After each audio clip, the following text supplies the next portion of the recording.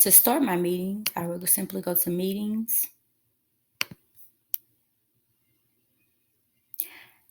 I can click here and select Start Here, or I can go into Zoom One-on-One and start the meeting from here where it says Start this meeting.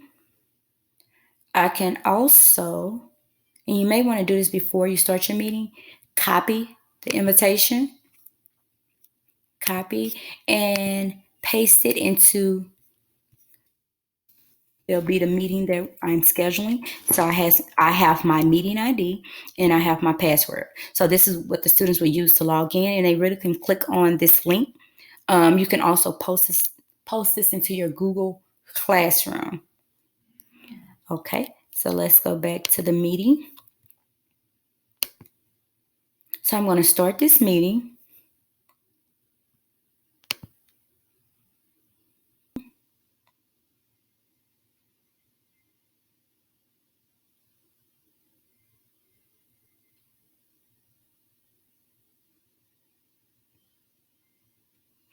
Okay, you want to join with computer audio.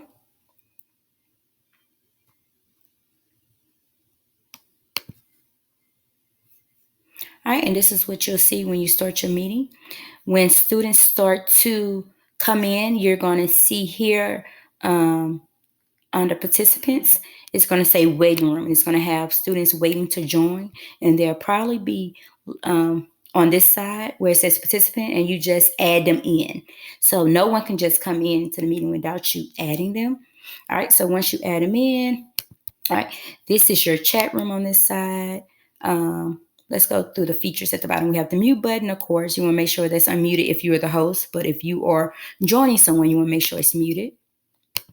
All right, this is your screen. You can start video. That's if you want to show the recording, or if you do not, it would just show either your name or a picture wherever you uploaded. Also in here, you do have your virtual backgrounds. If you wanted to do something fun with your kids, want to act like you're on an island one day, you can choose a virtual background. All right, next. Okay, went through our participants. It's going to tell you how many are online and how many are waiting to join. Chat. So your chat room is on the side. Inside chat room, you can chat with everyone while the lesson's going on, or you can send it to individual students. And of course, I have no one on here with me right now, so I can't hit the drop-down menu. But if I did have students on, I would have a drop-down menu right here, and I would be able to select each student name and send them a personal message if I needed to do so. Also, if you look here, it says File. Okay, so what you can do is take a file from your computer or a file from your Google Drive that you will want to insert into the mesh for students to pull. So let's see. I'm just going to throw anything in there.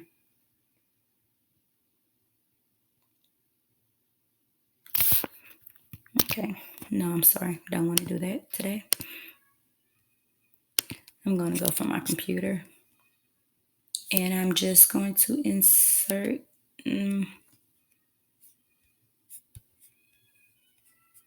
something. All right, so this is third pacing, guys. So right now this is, I have now linked this into my chat room for my students to pull up if they need to at home. All right. Also, it has the mute all button if you need to mute all your students here.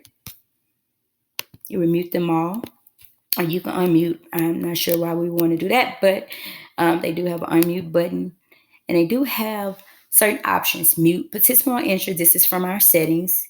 Allow them to unmute themselves. You can uncheck that so they can't. Play chime music when they're entering and exiting. Allow participants to rename themselves. I have that on, but you can turn it off, and then lock. All right, so that means if we lock it up, no one can leave or come. All right, so now let's look at sharing your screen. So with that, one participant can share at a time, or you can allow multiple. All right, so you're going to go to share screen, and you're going to click on what you want to share with your students. So for example, if I wanted to share my desktop, everything that's on my desktop, my students, I can go here. If I want just a whiteboard, just to show, model something for the kids, or to draw an item, it's a whiteboard, just like we use in class. All right, so you would clear out your drawing. Here it says clear all drawing, clear. Hit the X button and then stop share up top, stop share. So now you're back to your main screen. If you wanted to share something from your iPhone that's available, or from your iPhone, or iPad. Okay, so I want to share